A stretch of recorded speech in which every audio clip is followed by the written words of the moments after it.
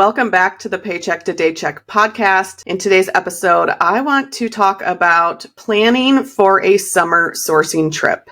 If you listen to our podcast, you have noticed that I have been MIA. I have not been around probably the last 2 weeks.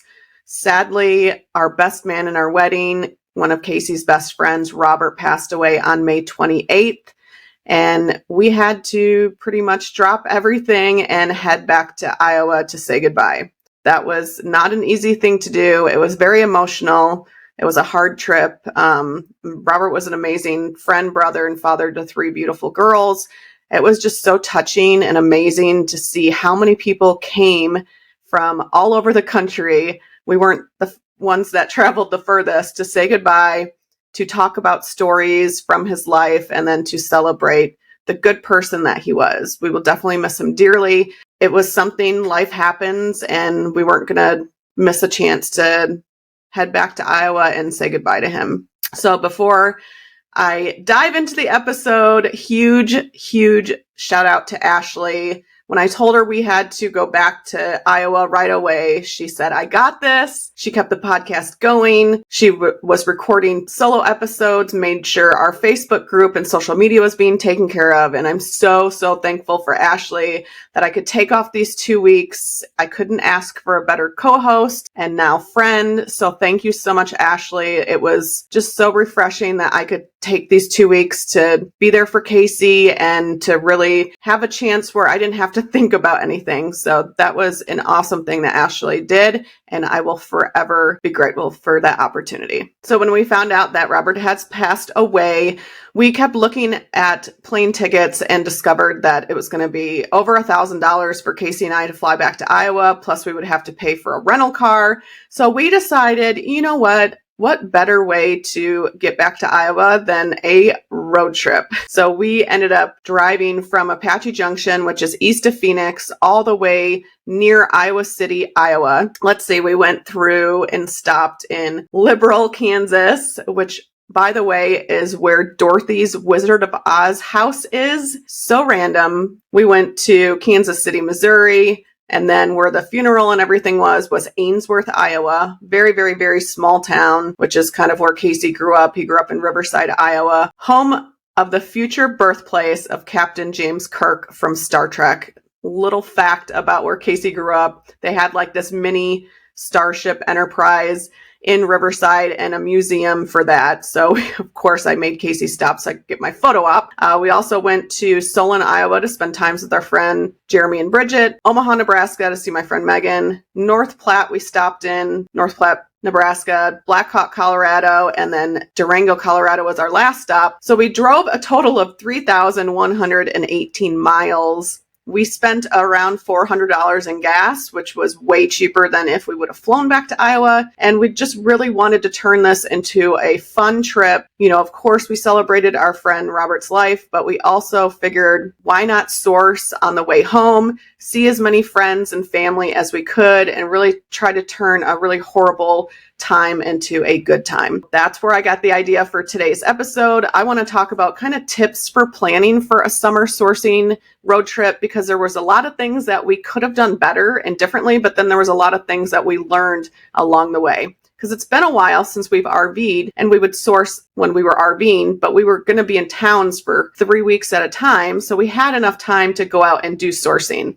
But sometimes when you're on a road trip, you're kind of on a time limit. We knew we had to get there for everything. And then on the way back, we could take our time. We weren't really rushed to get back to Arizona, but there's going to be times where you have a road trip and you only have enough time to stop in a few cities. So the first thing we did when I found out we were going to be sourcing on this road trip, I made sure to bring a lot of reusable bags, a lot of those like IKEA bags, the Ross, Marshalls reusable bags. Those came in very handy because then that way we didn't have a bunch of plastic bags in our vehicle. I feel like it would have been way better if we would have had plastic bins to stack items in just to save space, because it didn't take long that our trunk literally was filled to the top, but we couldn't open it because stuff was going to start falling out. So I feel like if we had the plastic bins, just like we would store inventory in, then that would be a lot easier and maximize the space in the trunk. Now we knew exactly where we were heading. We were going to Ainsworth, Iowa.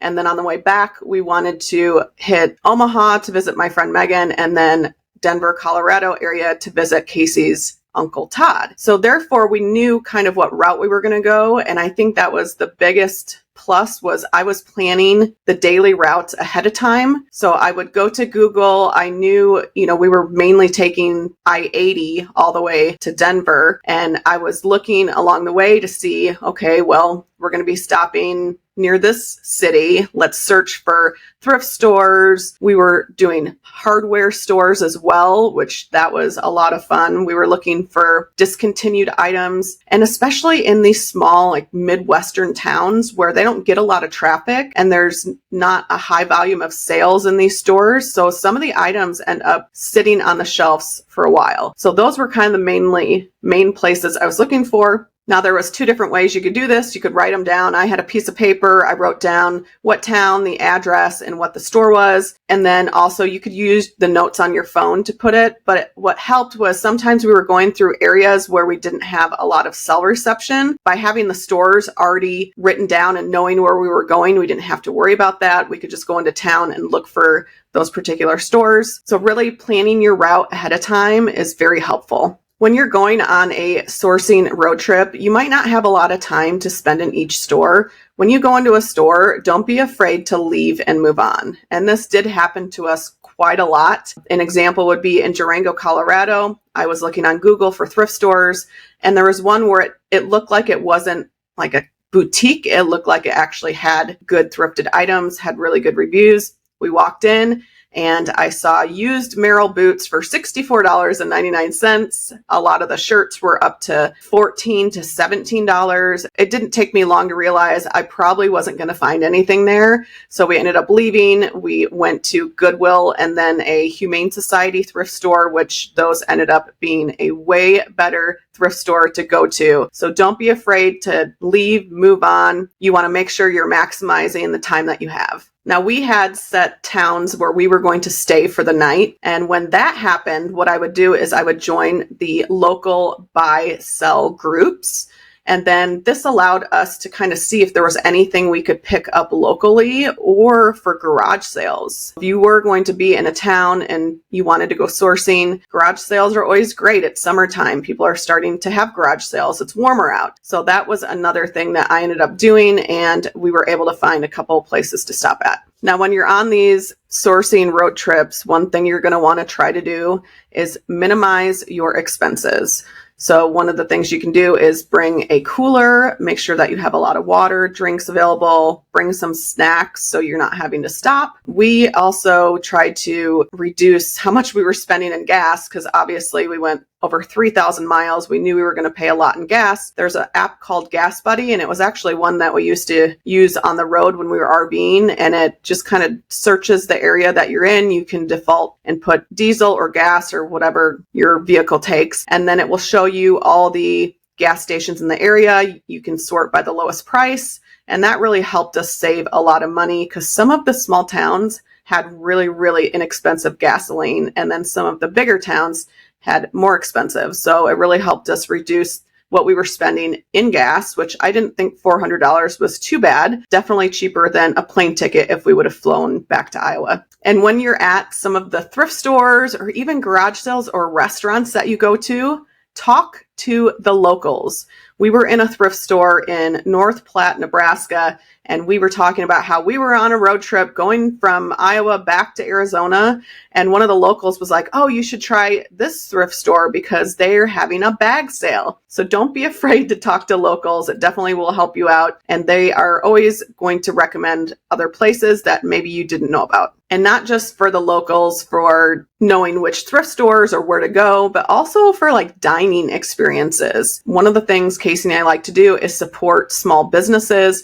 And there's so many small towns with restaurants and stores where they could really use more business. So one of the places we found along the way, we were driving from North Platte, Nebraska, en route to Denver. and we were taking the 80, and then we got off on the 76 towards Denver, and Casey was looking for a place where we could stop and, have a burger or something. And we found this place called Luna's Bar and Grill in Ovid, Colorado. And the owners there were Ed and Devin, and they had a smash burger. And if you're not familiar with that, it's one word. They smash it really, really thin, and it's so good. But we stopped there, and they had an amazing selection of burgers. And then we also tried their Nashville hot chicken sandwich and all the sauces they made, including the ranch. I'm a ranch person.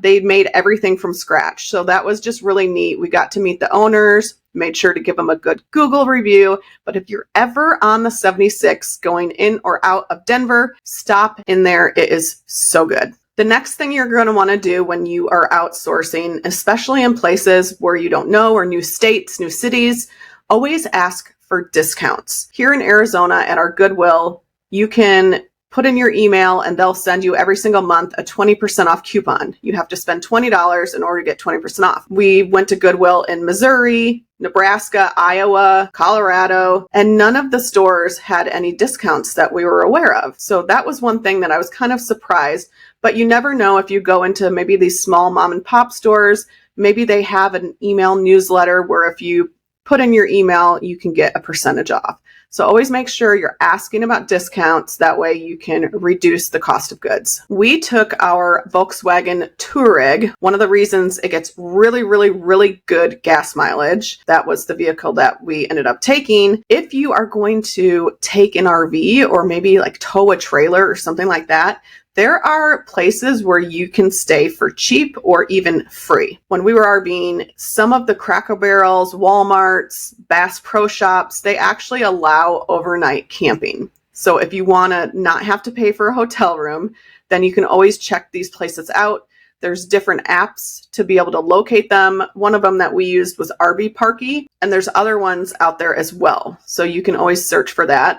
There's other things such as Harvest Host, which was what we had a membership. And that is you pay a yearly membership. I think it might be up to $100 now. But if you get the membership, you get access to all of the places that are Harvest Hosts. We actually stopped at a brewery called Pals in North Platte, Nebraska, and they were a Harvest Host. And what that meant was if you have the membership, you contact them and you schedule to stay overnight. A lot of these places are going to be wineries, breweries, they could be golf courses. They recommend that you go in and you buy something to support their business. So that's actually a really fun way to stay when you are road tripping. Also, there's a thing called Boondockers Welcome. We could sign up for that, and then you pay to stay on somebody's property. So there's a lot of options to help reduce the expenses, especially if you're traveling in an RV. Now, this is one thing we did not do, but when I was asking Casey for this episode, what's something that you feel like we probably could have done that we didn't do? And that was list on the road. So either bring a white sheet or a small photo box if you have it. You could list on the road, save it as draft, and then when you get back, you can make those listings go live. Another thing we did when we were RVing and staying in different places, we used our RV floor because it was really nice. You could do that in a hotel room. Maybe the hotel room has really nice tile or something. You could put the item there and just list and get ahead of the game for when you get back. Now, the next thing is try to source, and this could be hard for a lot of us because when you find a deal, you definitely want to buy it, but try to find items that don't take a lot of space. So I mentioned earlier that we were looking for hardware stores, discontinued items like that. Those are pretty small, so they're not going to take up a lot of space. And a lot of those discontinued items, they have a higher profit. Another thing you could do to help save space is to roll your clothes. I know when I go on vacation in my suitcase, I'm always rolling the clothes because it seems to really help maximize my space. Those were 10 tips that I came up with for planning a successful summer road trip. If you're listening to us on YouTube, leave a comment down below. Let us know if you will be sourcing this summer. And if you're listening to the podcast, thank you so much for listening. Another shout out to Ashley for being a rock star while I was away. All right, guys, that's a wrap on today's episode. Thank you so much for listening to the Paycheck to Daycheck Reselling Podcast. Anything we mentioned in this episode will be linked down below in the show notes or description down below. Be sure to share this episode with anyone you think it will help and follow us on social media at P2D Podcast. Thanks again for listening. Keep working towards that Daycheck.